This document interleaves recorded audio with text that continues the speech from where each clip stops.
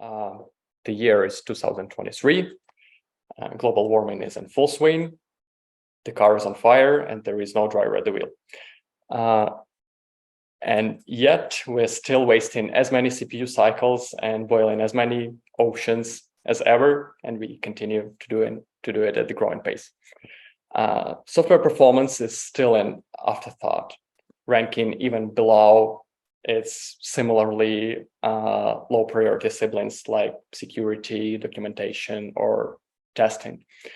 And if you were to ask around, like why it is like that, you would possibly hear multiple arguments.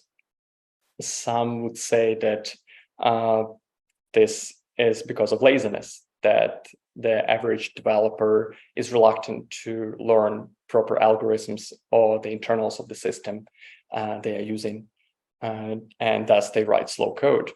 Other would say that the topic is too complicated, and it should be like the performance work should be exclusive to a dedicated group of engineers that make the performance work their main task.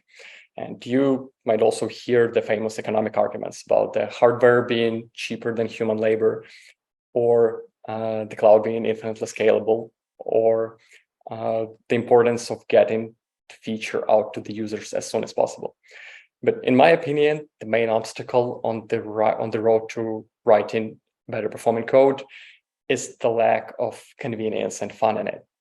So I've set it as my goal to make the work on optimizations, on the performance, an exciting endeavor, something that you look forward to rather than postpone it until the very last minute.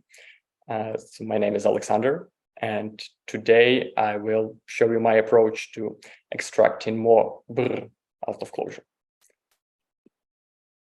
Just a few words on where I'm coming from, totally non-obligatory, but might as well put it here.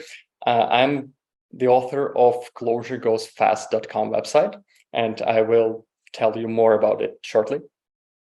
Until 2022, I've been a technical lead at Grammarly.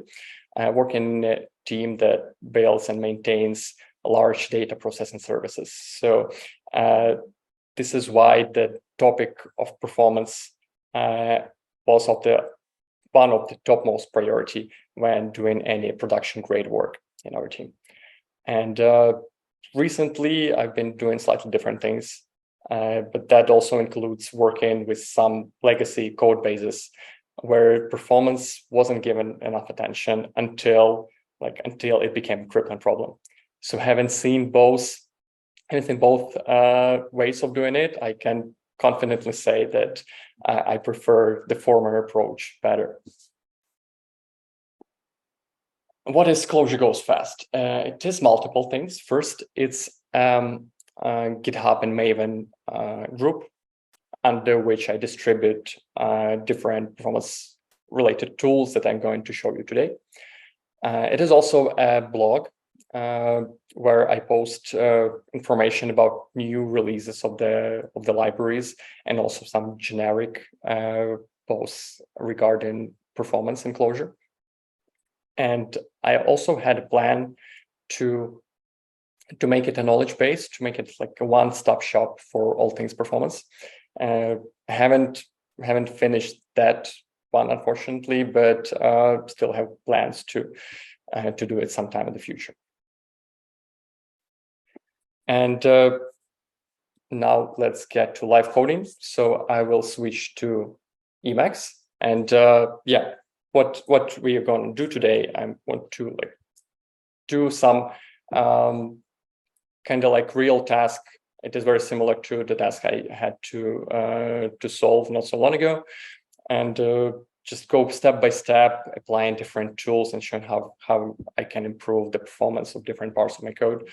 And I haven't prepared anything particularly novel for today. So if you used these tools before, this is awesome. And I won't be showing any crazy performance tricks, but just wanted to give you an impression, like how you can build your workflow around using this tool so that it feels natural and you want to do it. Okay, switching to Emacs now. Can you see it? Okay, I think. Yeah. Okay.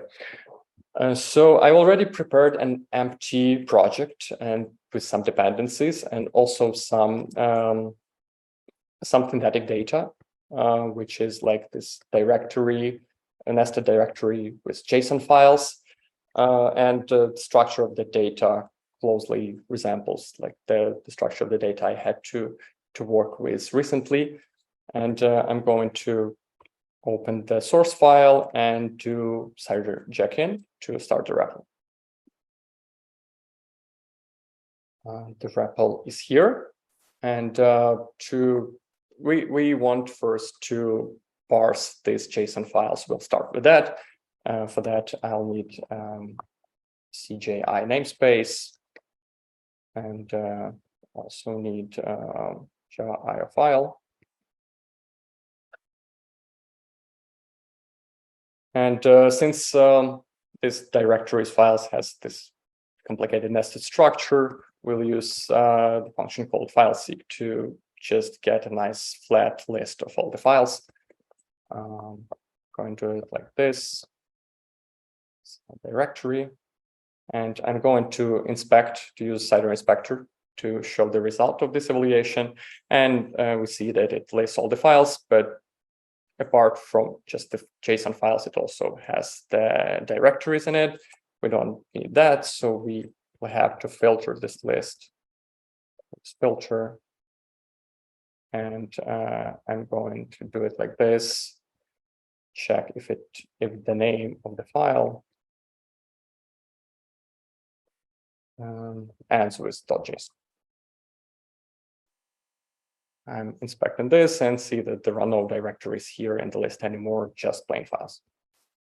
Let's run this through count and see that there are 60,000 of them. And let's wrap that into a function. Text files. Okay, we have this function now. And now we can do the following. We're gonna iterate over each file in the list, and we're gonna open a reader for each file, and we'll need JSON parser, so I'll use Cheshire when I require that, and it has this function called parse stream that we're gonna use and pass the reader to it. Remember that for is lazy, so we'll wrap that into dual. And to understand how long it took for it to finish, we'll wrap that in this macro called time. So I'm going to start this, and you see this little indicator saying that something is still working. And it's gonna take some seconds to finish.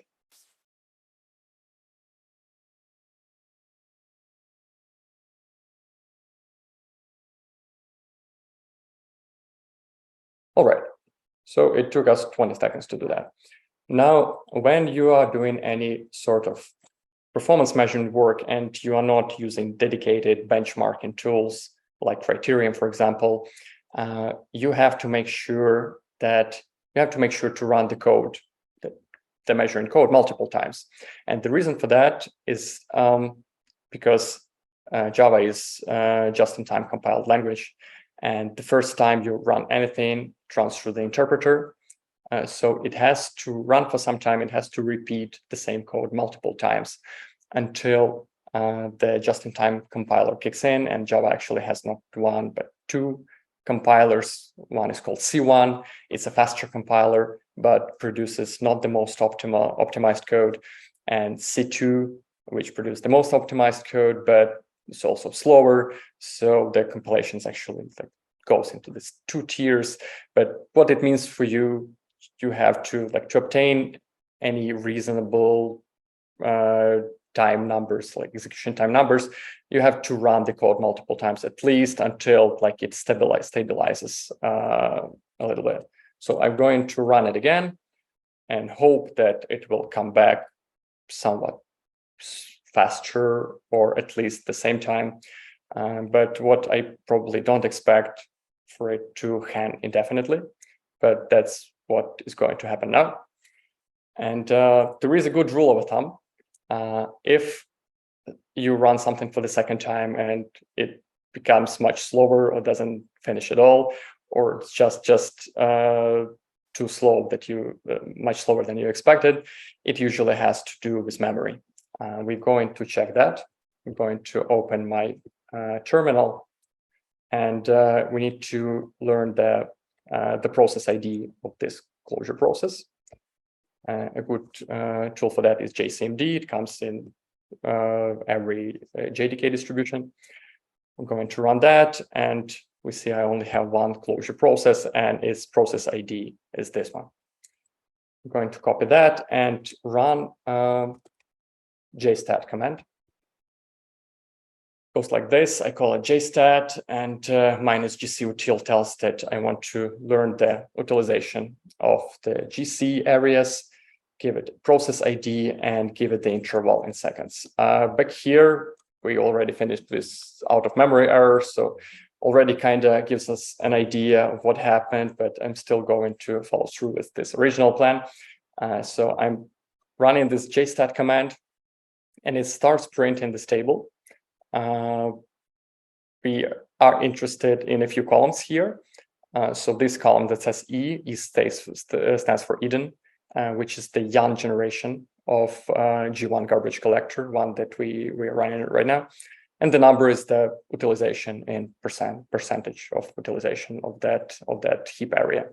And O stands for old generation, and we see that it is very close to being full already. Also, YGC is the number of young garbage collections that happened from the start of the program. And FGC stands for full garbage collections, which is like collecting both the young generation and the old generation, usually and completely stop the old fashion. So we don't want that number to go very high. Just as a demonstration, I'm going to run this code again. So I've started it, going back to the terminal, and just in a few seconds, you'll see that the old generation will get completely full. Yeah, so we are basically, it is full now. And at this point, everything that program does is just thrashing in this garbage collection cycle. So garbage collector tries to free some memory that it cannot free. And basically your own code is not progressing anymore. It's just stuck in this garbage collection spinning until Java decides to kick you out with out of memory error. Okay, and you might be wondering why it happened on the second invocation of our parsing code, not on the first one. And the reason for that is that we've parsed all those files and we saved it into this variable called parsed. And now this data is retained. Garbage collector cannot throw it away because it is saved into a variable. And even though we try to parse it again into the same variable, it cannot clear the old value until it completely calculates the new value. And our heap size right now is such that the heap cannot fit two versions, like two complete data sets at the same time. What we could do is manually nil out this parsed variable. And if I run it again, probably it should work, maybe not.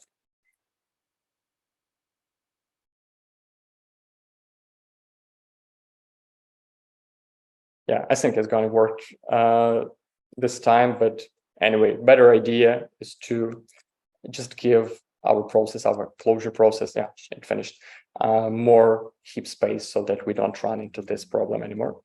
So I'm going to close this REPL for now. And I'm going to run one from the terminal using clj command. And this cider alias is one I have in my depsiden file, but this XMX argument is universal across all JVM distributions. So you would have to do something similar if you want to start a REPL with more heap. So here I'm saying I want to REPL with 8 GB of heap.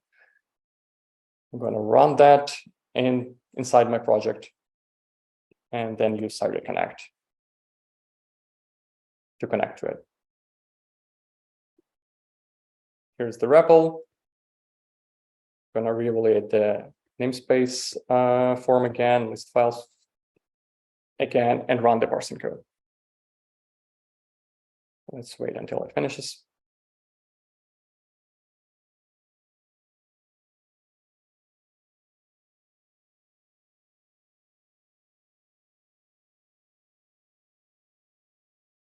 Okay, you can even see that it took slightly less time for it to finish. It was like 19 seconds back with less heap. And that's also kind of to be expected, because since we've given more memory to Java, then it has to run garbage collection like less times, or do less work, basically. So we give it more buffer, more place to fit itself. Let's write that down as a note for us. So 60K files, and let's say 17 seconds, something in the middle. Sure. Okay. I also wrote just very small, simple function for myself called Heap. I'm going to share it with you later. That allows you to quickly check what is the maximum heap that is currently available in your Clojure program, and how much it is utilized currently. So you can view that with other tools, but having that in the REPL is usually more convenient because you're already in the REPL, and yeah, just call a function. So let's see what we've learned just from this simple example. Like I've said, when measuring execution ad hoc, not using some special benchmarking tool, you just have to run it multiple times to ensure JIT, and to see that the numbers stop fluctuating as much. And we've seen that if the execution, if your program hangs indefinitely when it used not to, then it's quite often it is the memory. Check the memory using either JStat or like this heap function that I've shown you, just see if the data you're working with, if it fits in the memory. Okay, back to Emacs. We're gonna try to use the profiler for the first time. So our code is working now, but we want to know what exactly where it spends most of its time, and that is what profilers are for. So I'm going to require this library called CLJSON profiler. Require this prof. And just to make the turnaround faster, I'm actually going to limit the number of files to 20,000, so it comes back faster, quicker. And now I'm going to wrap this parsing code that we were running in this macro called profile. So if I run that,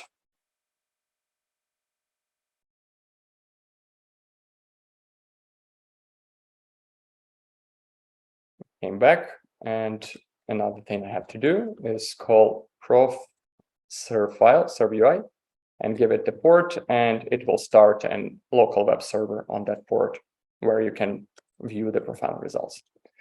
I'm going to use 8080 on that and switch to the browser.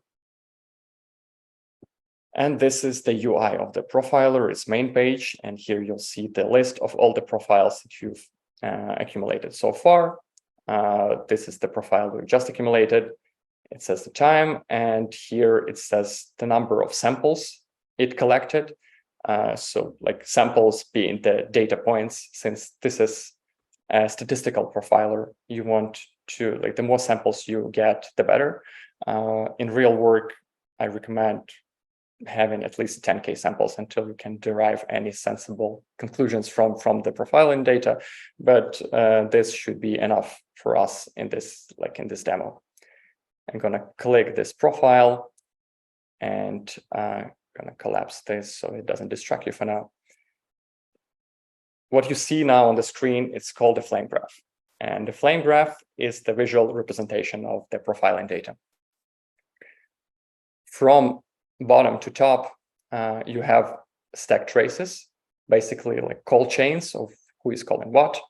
Let's see, like for example, Clojure core dual calls to run, which in turn at some point calls shire parse stream and so on. So this flame graph, it grows from bottom to top, and the width of the frame represents the relative amount of time that was spent on the CPU working on that code.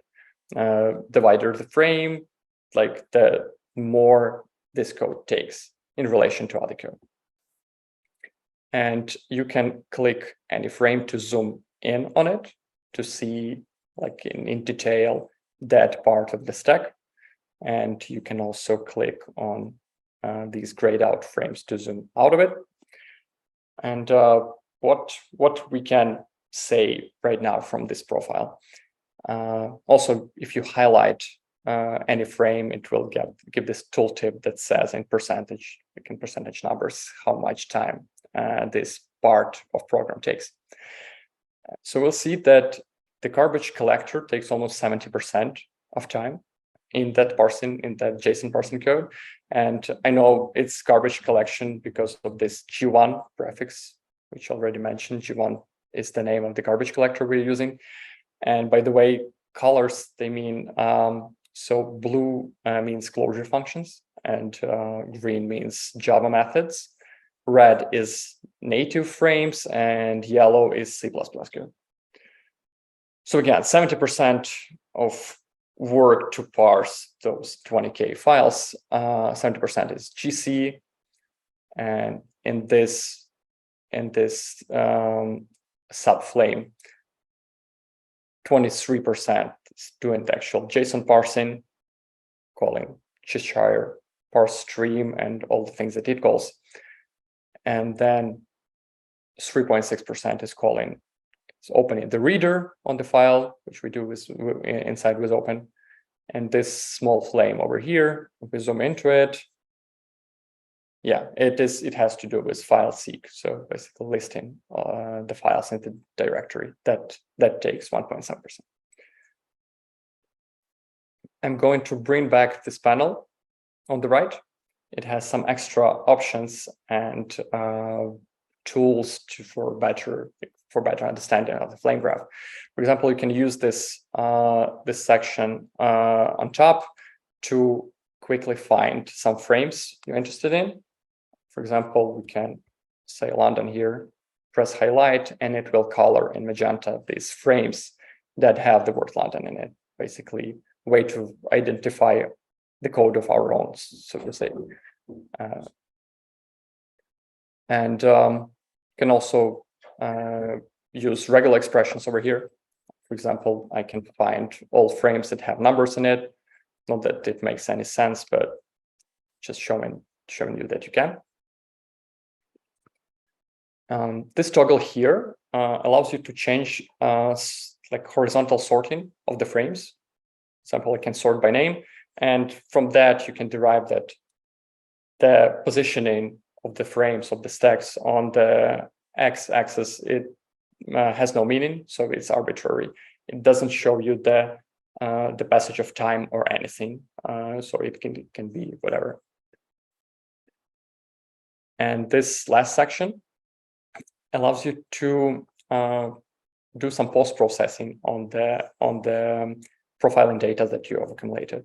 For example, we can use it to remove all the frames. Just like remove all the frames containing this G1 thing. So like remove all the garbage collector frames, basically. Press apply, and they disappear from the profiler. You might wonder why you need that if you can just zoom. Just by clicking, you can zoom into the subflame. And yes, in this case, you don't really need to use the transform for that.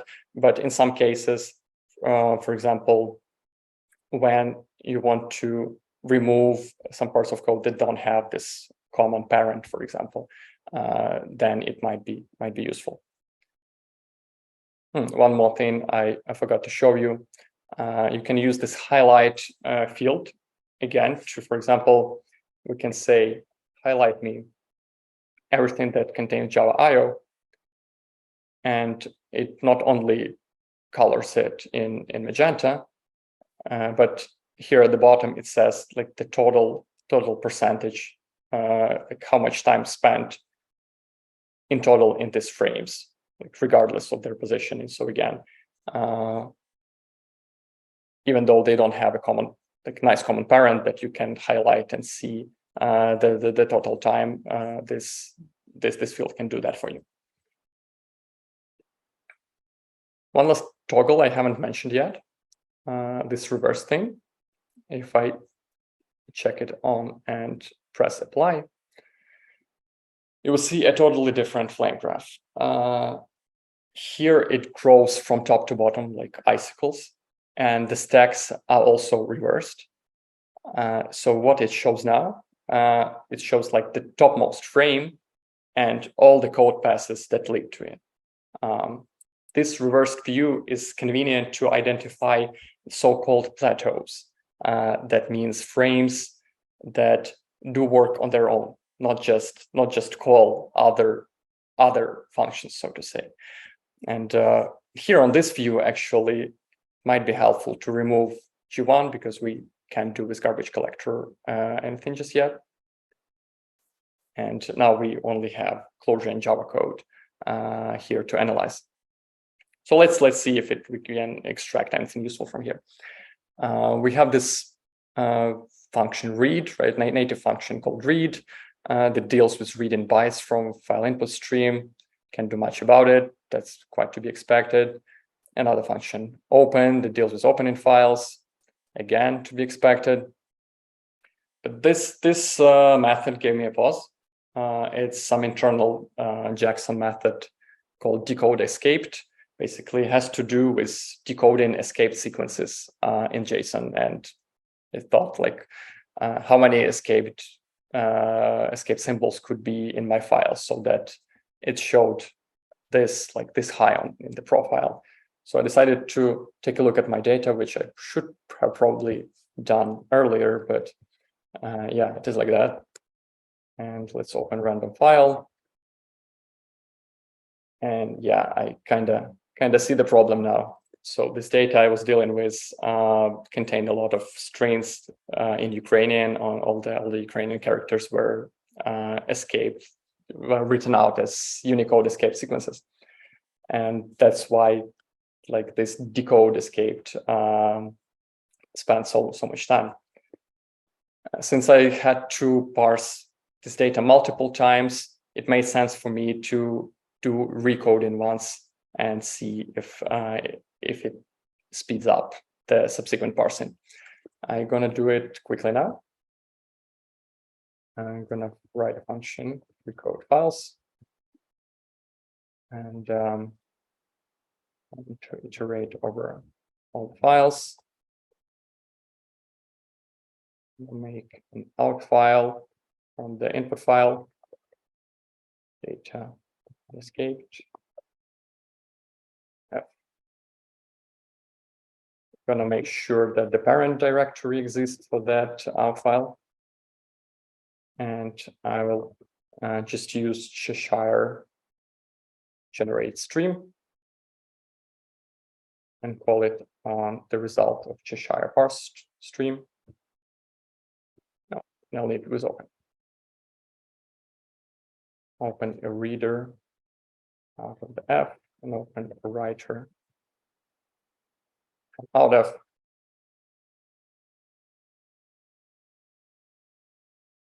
Reader here, writer here.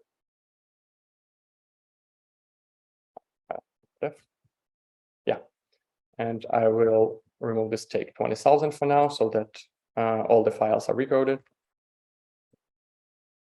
And I'm going to call recode files now. Here's get parent file.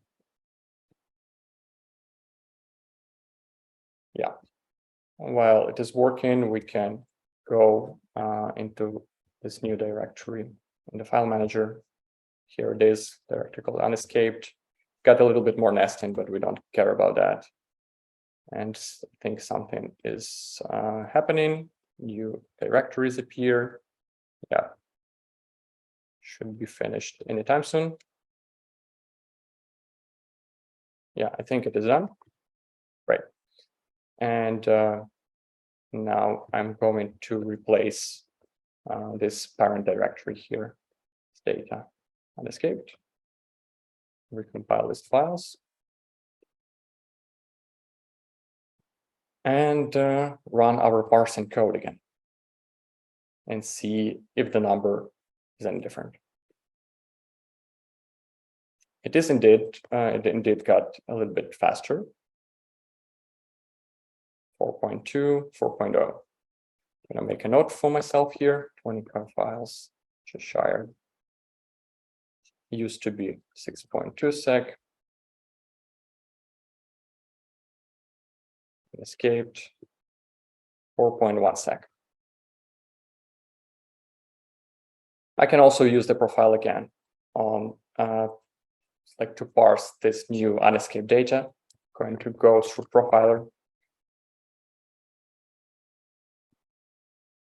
Finished. Back here, and we got our new profile. Less samples now because it finished sooner. We might wanted to increase the number of files we are parsing to get the same number of samples. Again, I won't do that for now. And I open this profile. The GC work is still dominating.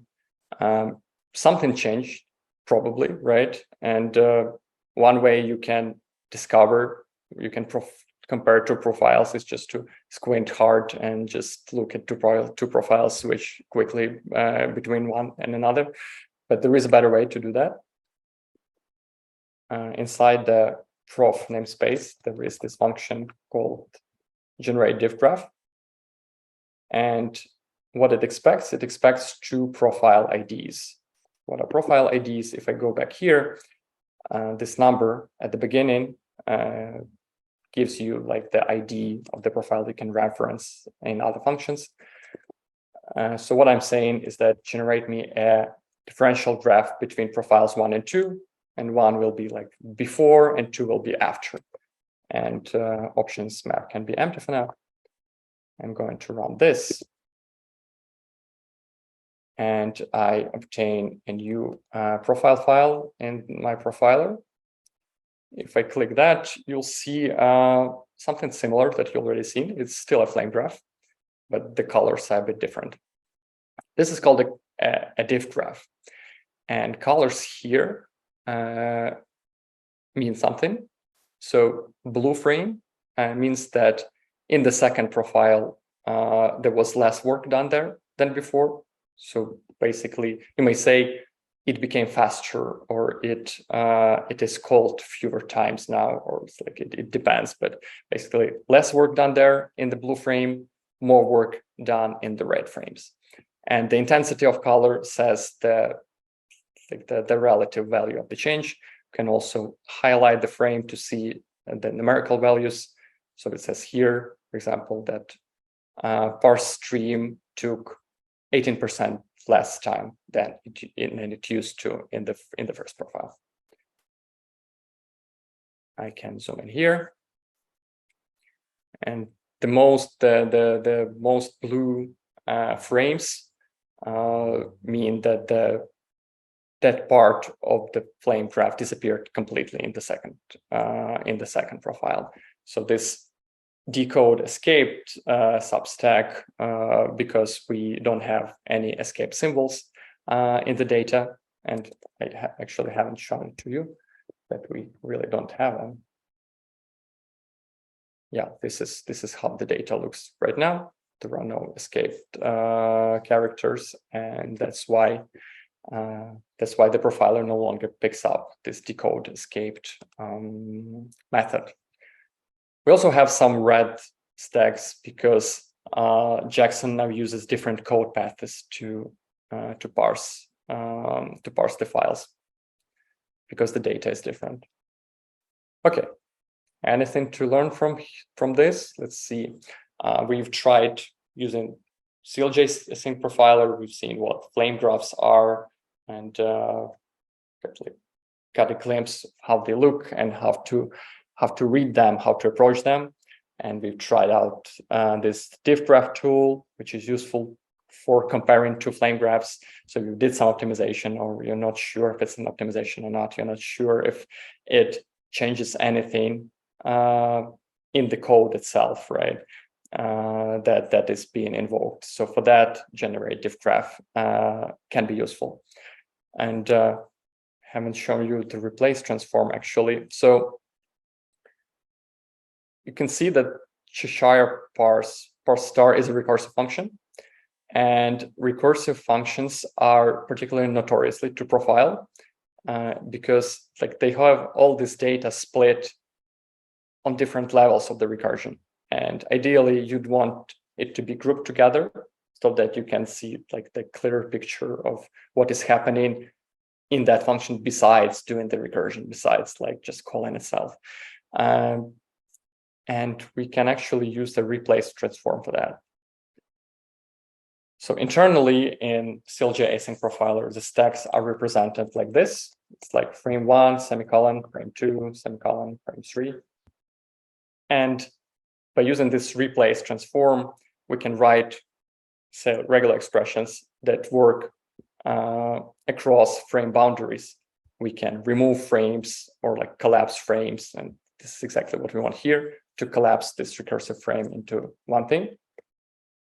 So I'm going to click this frame so that I can use this button to copy its name with all the regular expression escape codes in place. And here I'm going to say that I want to replace,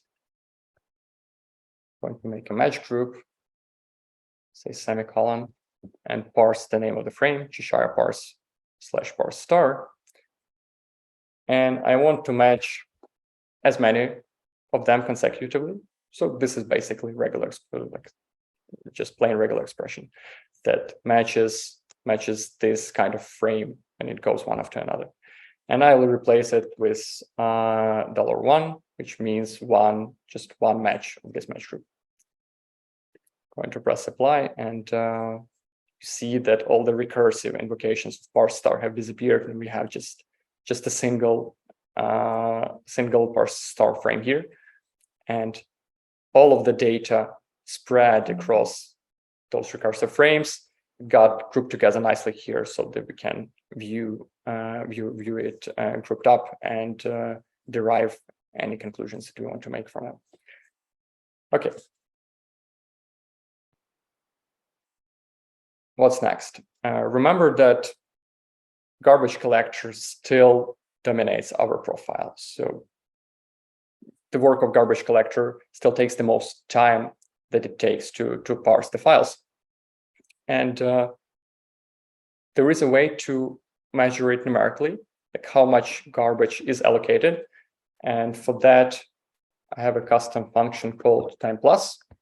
So I'm going to replace this time macro with my own time plus macro. I haven't published it in any library yet, but it's simple enough to, again, paste it into your depth Eden file, and so that it is available across any project that you start locally. So I'm going to run that. And the output is slightly different than just from the time macro. It still tells you the time it took for the code to run, 3.3 seconds here. But it also tells you how many allocations were done. And in this case, it's 2 gigabytes of garbage allocated just to parse those 20,000 files. It also says iterations here, and that's because time plus is just like poor man's benchmarking tool. You should never use it for benchmarking anything serious, but in practice, it is quicker than using Criterion for that. So I have a guilty pleasure of doing that. And can show you. So let's give it something that is faster to complete. Let's say this form. So if I run it with time plus, it will run it for 2 seconds by default and report the time of a single invocation, in this case 6 microseconds, and tell you how many times it had to invoke it to fit this 2 seconds. All right. Let's make a note for ourselves. 20K, Cheshire escaped 2 gigabytes allocations. Just as an experiment, let's try a different JSON parsing library. This we call JSONista, and let's see how it behaves regarding the allocations. I'm going to require that, and I'm going to replace Cheshire with JSONista here. And function is read value, and we give it reader. And again, call our parsing code and see what happens.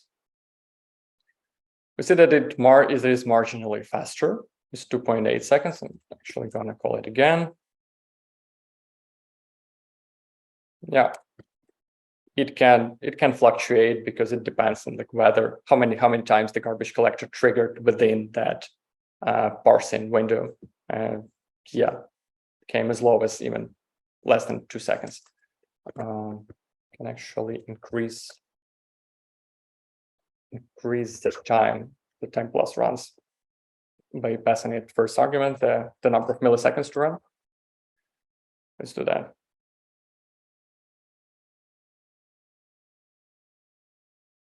Okay, so around 2 seconds for JSONista to parse the same number of files.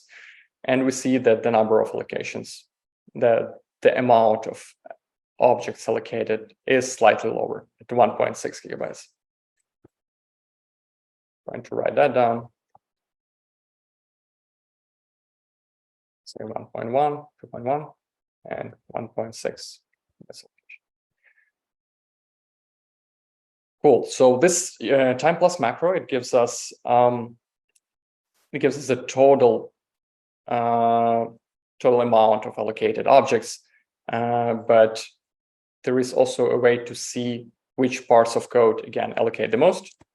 Same with CPU profiling.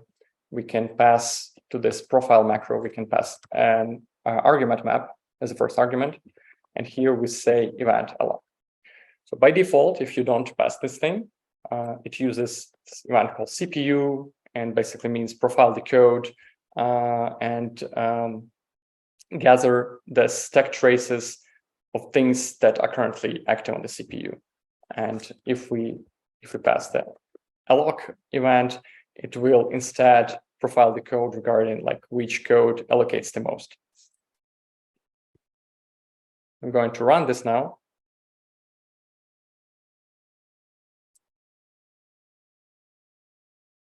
It's finished. I'm switching back to the browser.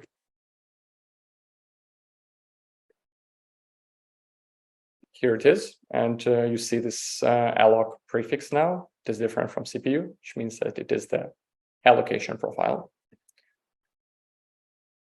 And it looks very similar to the regular profile, except that as the topmost frame, it now contains the type of object that is allocated, but by that particular code. What we can learn from here is that while parsing JSON allocates 62% of the total allocated objects, calling Clojure Java IO reader is responsible for 35% of allocations, and that's a bit surprising. So let's see if we can do anything about that. If we open the docstring for this function read value of JSONista, it says that it can accept a reader, an input stream, or even a file. What if we, instead of passing it a reader, we'll first start with input stream. So I'm going to replace reader with input stream and run the parsing code.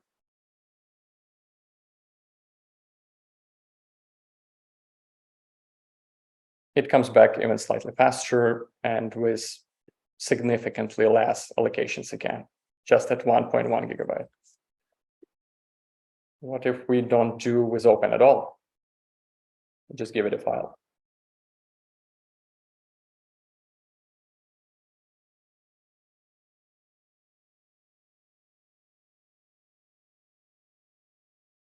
Even faster again, when we run it again, and even less allocated objects. Fewer allocated objects.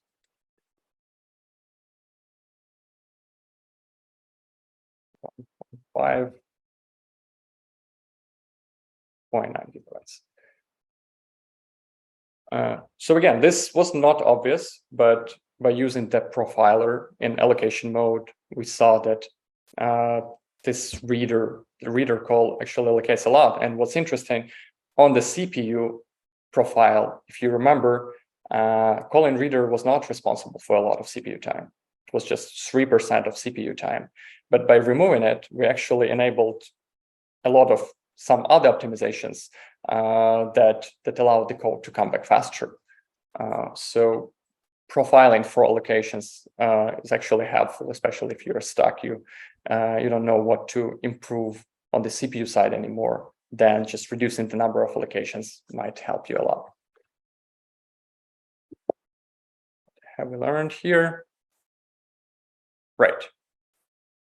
So allocations and GC, they can influence the performance of your program, usually in non-linear way, but they can still influence it a lot, and it makes sense to try for that to see if there are any performance gains hidden there, if you can reduce the number of allocations. And you can use this time plus macro to see the total allocations of some part of code and compare it before optimizing, after optimizing, and so on, and use the profiler in allocation mode. Okay, so far we talked about memory and allocations only in terms of garbage produced, right? But we not only have garbage, we have some parsed data, right? It resides in this parsed variable. I can inspect it, and it looks like this. This is synthetic data, but anyway, it has some structure. It has a lot of internal strings, and you might be interested in how much space that occupies. And there is a library for that. It's called CLJ memory meter. I'm going to require that now. And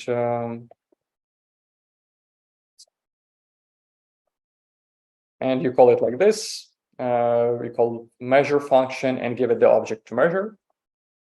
Here we give it this variable parsed, where we store the result of our parsing.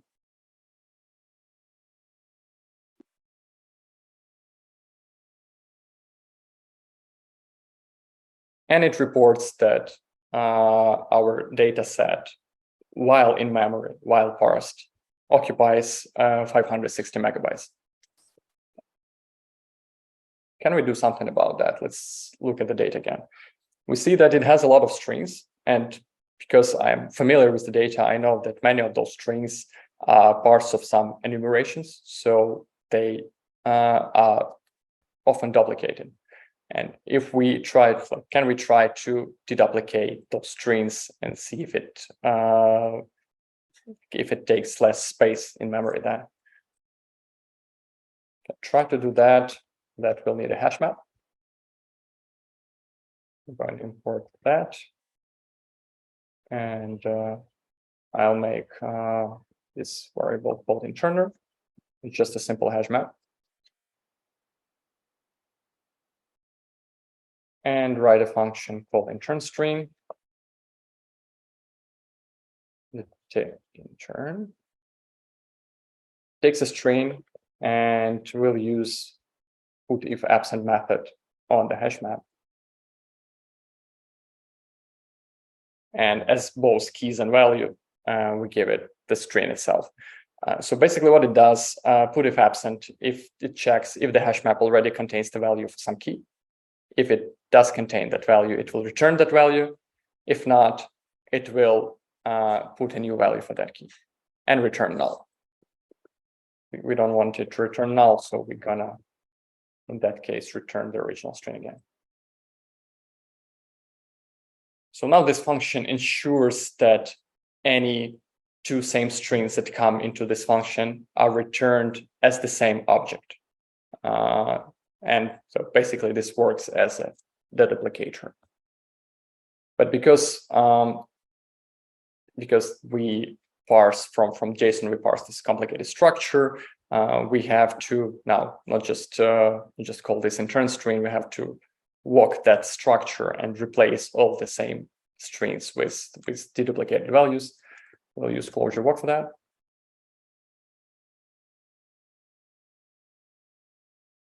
And we will call the function internal strings, accepts some object, and we'll use post walk on the object, and a lambda that will walk over any data structure within that nested object, and we'll check if the element is a string. Then we're gonna intern it. Otherwise, we are going to return it as is. Compile. And now all it takes is calling this intern all strings on the top of our parsing cell. I'm going to run it now. Actually, we can run it with time plus.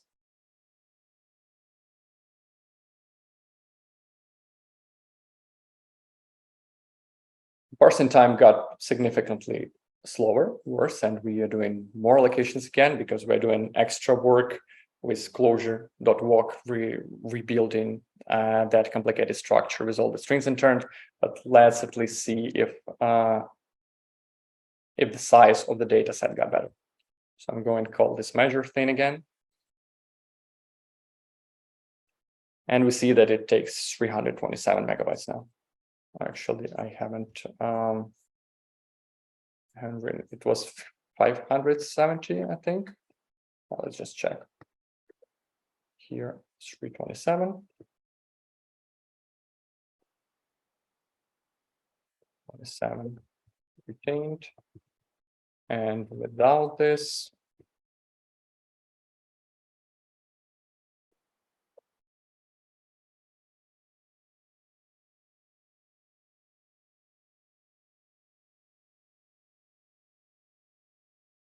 it was 560. Okay. 560. So by just using this simple interning trick, we reduced the number of data occupied by our data set. I wouldn't say almost 2 times, but I think 1.5, but it's still significant. So we can now fit more memory into data if we need to. And that's quite useful. What we can do also, instead of, and I'm going to speed up a little bit here, instead of using this post walk, which completely rebuilds the data structures, JSON has this thing called modules, and it's kind of very specific to JSON, but I have a snippet here. We can write a Java class to kind of jack into JSON's parsing mechanisms. So I'm going to create a file called interning this realizer, Java. And this is very simple Java class. It extends string deserializer, which is an internal JSON class that is used to parse the strings out of JSON files.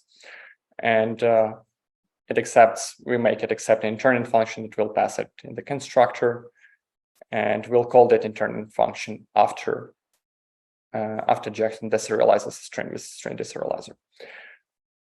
Now the trick here, since we've written a Java file, what do we do with that in the REPL? And for that, there is a nice library by Zach Tallman called Virgil. I can require it right now. Virgil.compile. And now I can call Virgil compile Java and give it the source, the directory with the sources, with Java sources. Press enter, and right here, the REPL, it compiled my Java class, and I can right away use it at the REPL, just like if it was there at the beginning. So I can go back into my Clojure file and import this new class, London, and turn in the serializer. And it's nicely imported. I'm going to copy paste some more code here. this anymore.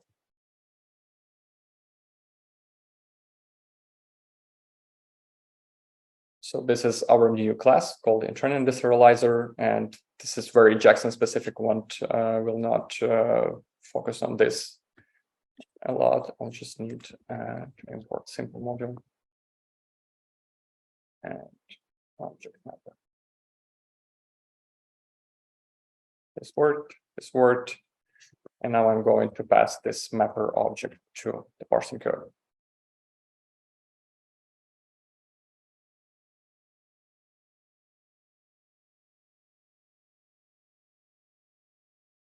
And the parsing time got back to sensible numbers again at 2 seconds, 1.8, and allocations are back to 0.9 gigabytes, while our data set should still be reduced. Yeah, still it's 327 megabytes. Will do. Here it was 4 seconds in around 3 gigabytes. And yeah, this is this looks right. Anyway, lessons learned. Can use Clojure meter to see how much memory an object occupies with all its children, like all the subfields and so on. There is even this nice feature. I'm going to show it to you right now. Say we're going to make a list. Takes 1, 2, 3, 4. If we just call measure on it, it says that it takes 256 bytes, but we can add debug true to it, and it will print it as a nice tree with the child, like fields and child objects and so on. So, and you can sometimes see something more clear this way. So yeah, Clojure memory meter is a useful tool. Strain and turn in to reduce the memory footprint is a nice technique. And whenever you need to interop with something in Java at such level that it's hard to do with just writing Clojure, then you're always free to write a Java class and use Virgil to compile it right at the REPL without breaking your flow, without restarting the REPL and so on. So that is quite nice. All right, the last step I wanted to show you. So far, we only did the parsing and haven't used the data in any form. What I wanted to do with it, let me clear this up a little bit. And again, I'm going to show you the data. It has some complicated structure, and this structure is not completely regular. So some keys are present in every map, and some keys are not present in every map. So I want to get the shape of the data, so to say. I'm going to show you as an example. Say I have 2 maps. One says A is foo, and B is a map, where C is bar, and D is baz. So that's one map. And another map, A is this, and E is bar, and B is something else. So if I get data like this, I want to receive a map that says that there were 2 instances of maps where A was present as a key, and there were 2 instances of where B was present as a key, and inside that B, C was present once, and D was present twice, and E was again present once. Shape, I call it shape of the data. Okay, we can write that. Play shape, and it will receive data. And this looks like a task for a recursive function. That's what we're going to write. I'm going to write this function called calc. Receive some object, and later an object. And first, we're going to update the accumulator.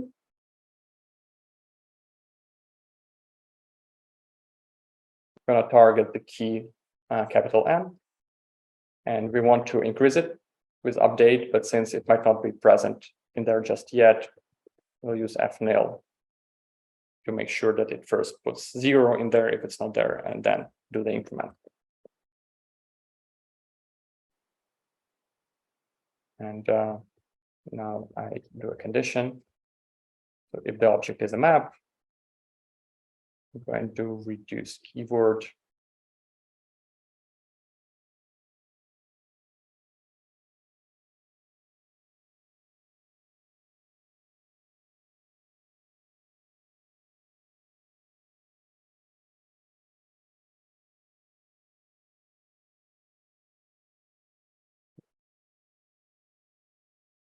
Later object. I know this is quite non-obvious, but I have to run past this quickly because I don't think I have a lot of time now.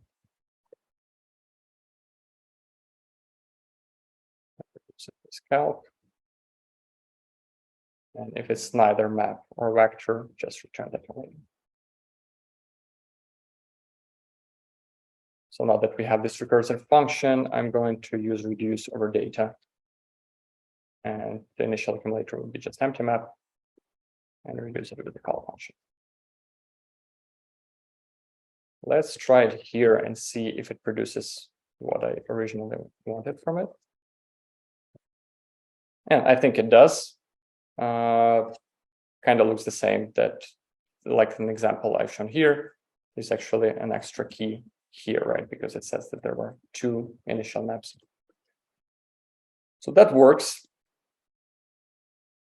Let's see how quickly it transforms.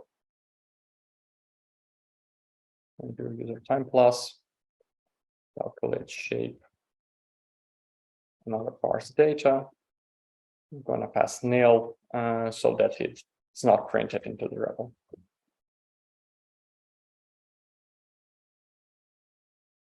It takes just 1 second to run. Actually, let me, make sure that we have not just 20K files, but 60K files.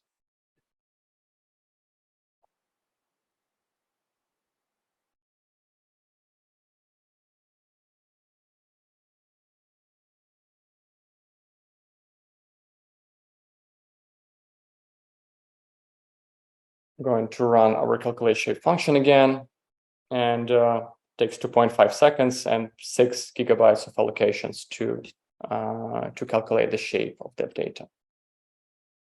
And I can show it to you how it looks like, how the shape looks like. We're kind of similar, like my example right here, about here. So for many keys, it says N is 60K, which means it is present in every map, but internally in some nested maps, the number drops, so some keys are not as frequent as the other keys.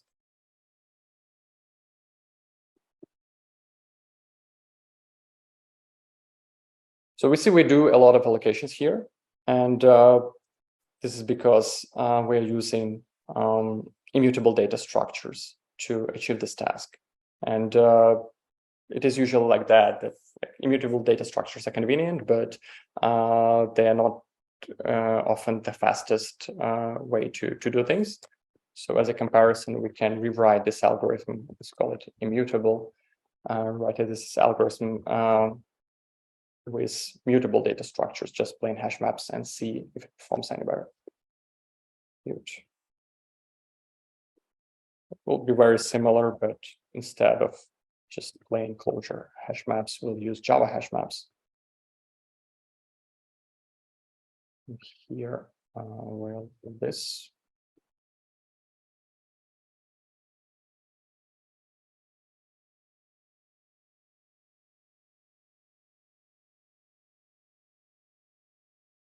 This function becomes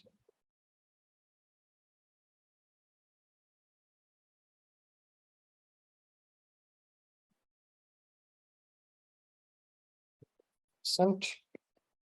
Later, will be k.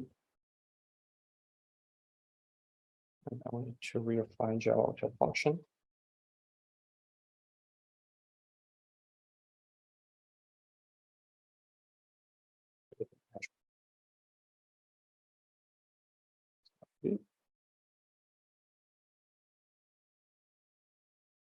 This remains the same. And return the template in the end. Let's see if that works.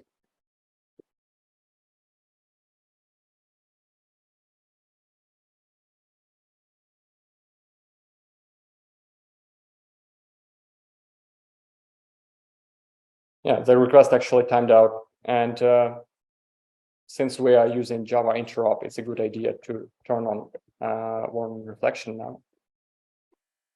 Let's see if that changes anything.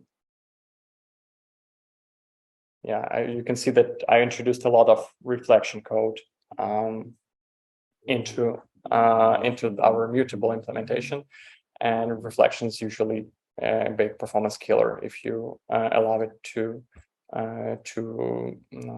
work in tight loops. So I'm going to put a type hint here, and suddenly there is no more reflection.